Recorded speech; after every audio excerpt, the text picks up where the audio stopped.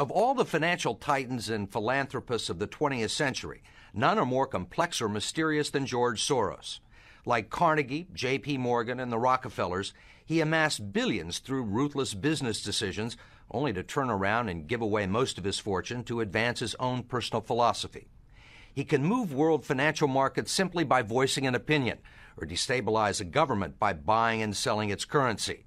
He also pledged more aid last year to help people in Russia than the U.S. government did. But now George Soros is worried. He thinks the global economy is coming apart at the seams and that the world needs to be protected from people like George Soros. We may now think that everything is fine, but the fact is that the system is broke and it needs fixing. What you're doing is asking some form of regulation to protect the world against you. Well, I am a player, and I think all players should be regulated. There have to be rules of the game. Take 81,000 to buy. Buy 48,000. Buy him 69,000 YUM. Right now, his Quantum Group hedge fund moves $14 billion of rich investors' money around the world every day, looking for profits and answering to no one. Soros makes huge bets on whole countries and economies. Last year, when he saw cracks in the Asia boom, he began selling the currency in Thailand. Traders in Hong Kong followed suit, triggering a financial crisis that plunged much of Asia into a depression. In the last 2 years, you've been blamed for financial collapse of Thailand, Malaysia, Indonesia, Japan, and Russia. All of the above. All of the above. Yeah. Are you that powerful? No, I think there's a great misunderstanding. The Prime Minister of Malaysia said that the region spent 40 years trying to build up its economy, and along comes a moron like Soros with a lot of money, and it's all over. He called you a criminal. It's easier for him to blame an outside force than to admit that they were mismanaging their economy and their currency. The French finance minister talked about hanging speculators from lampposts. Soros says the Asian currencies would have collapsed even if he hadn't been in the market. They were overvalued. He says people tend to follow his lead because he's been so successful.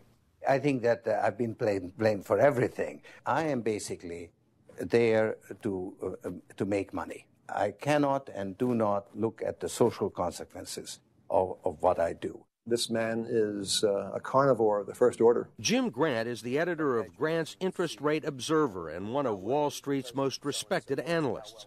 He never tires of watching Soros, in part because of the huge bets he's willing to place on his hunches. He has always amazed the people he's worked with at his audacity and his willingness to back up his commitments with enormous sums of money.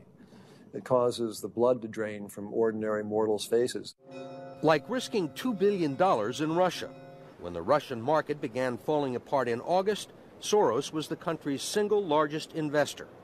He called the U.S. Treasury and asked Uncle Sam for $7 billion to prop up the ruble. When U.S. officials failed to intervene, Soros wrote a letter to the Financial Times of London saying he thought the Russian currency should be devalued by as much as 25%. A few words from Soros were enough to cause panic selling that fueled the crash. What's it like to have a statement that you make have such serious, grievous consequences? I mean, you can, it looks to me like in a number of situations you can take a position against a currency or make a statement, and the whole country falls apart. Well, it's a tremendous sense of responsibility, actually. And it's also a humbling experience because I am actually trying to do the right thing, and sometimes what I do has an unintended negative consequence, as it did in Russia. For both the Russian middle class and for Soros, who lost his $2 billion. Whatever his motivations, no one can accuse him of greed. He's backed away from the day-to-day operation of his businesses and is giving away his billions now with the same determination that he made them in places like Haiti, a country that has less money in the bank than he does. Last month, he brought the First Lady with him for a look at some of the projects his foundation is funding. This is Mr. George Soros, and he's going to be helping the hospital.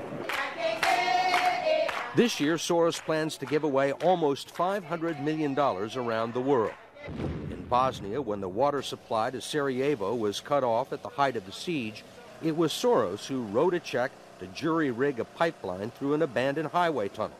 $5 million up front can be more valuable than $50 million a year or two later. Ambassador Richard Holbrooke brokered the peace in Bosnia. At one point, after the Dayton peace agreements in Bosnia in 1995, for a considerable period of time, George had given more money to implement the peace agreements than the U.S. government had. He just could move that fast.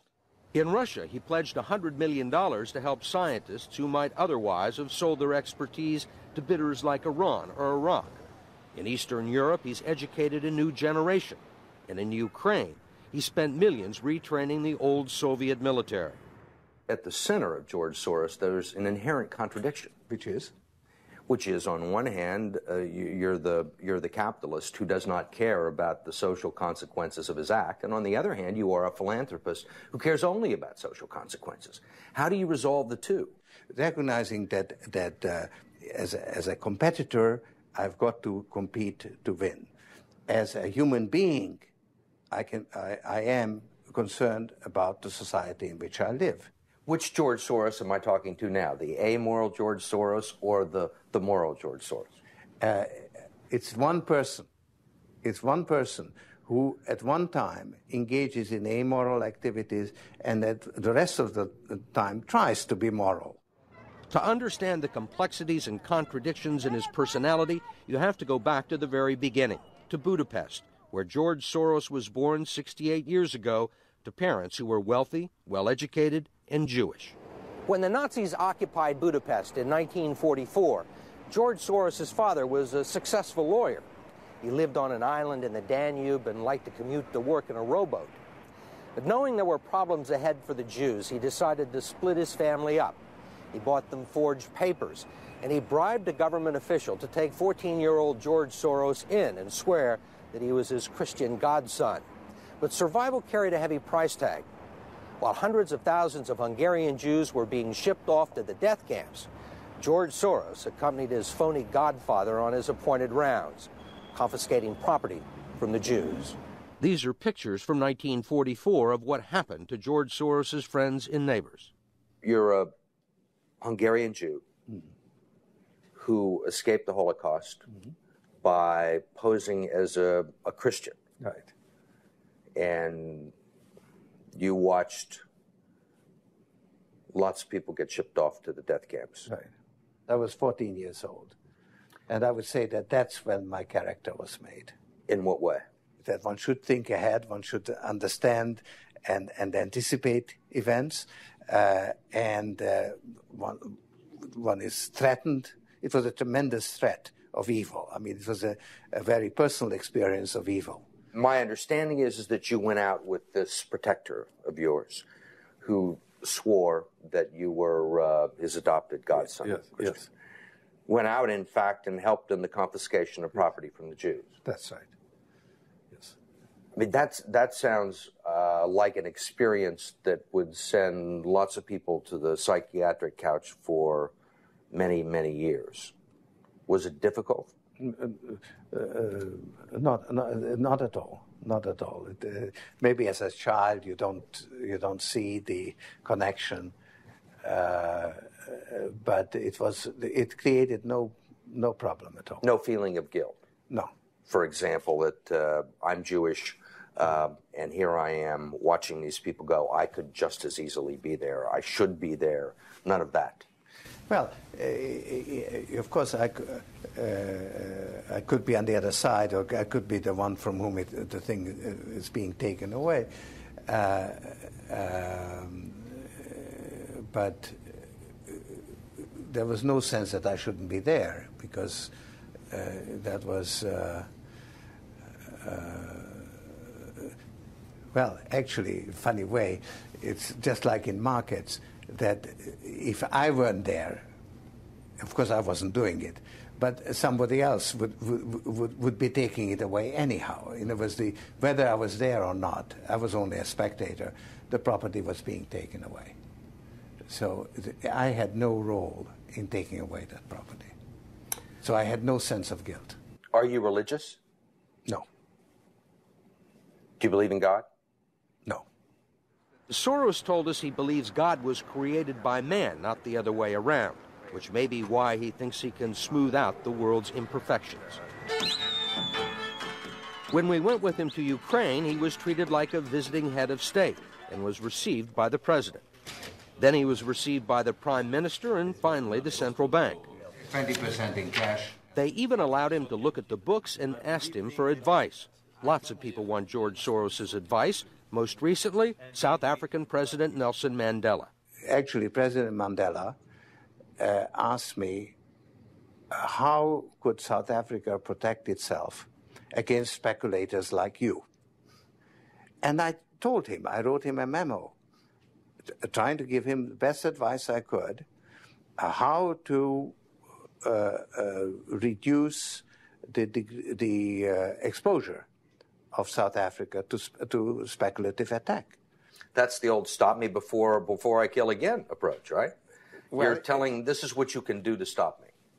Whether I or somebody else does whatever is happening in the markets, it really doesn't make any difference to the outcome. I don't feel guilty because I'm engaged in an amoral activity which is not meant to have anything to do with guilt. Part of the reason he is so rich is that the Soros hedge funds operate offshore in the Netherlands Antilles to avoid scrutiny by the Securities and Exchange Commission. So even while Soros tells Congress and the Treasury that hedge funds must be regulated to stop the global crisis, he's avoiding the rules. Why is it that Americans can't invest in the quantum fund? It's an offshore fund. Why is that? Because the fund is not registered with the Securities and Exchange Commission.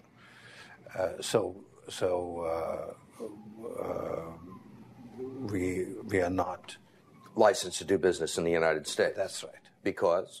Because we are not registered with the Securities and Exchange Commission. Because we find it more convenient to operate without it. So in some ways it's to escape regulation. Yeah, that's right. But you've been sitting here talking about the need for regulation. Yes, and whatever regulations are imposed, we will obey. We already conform to everything.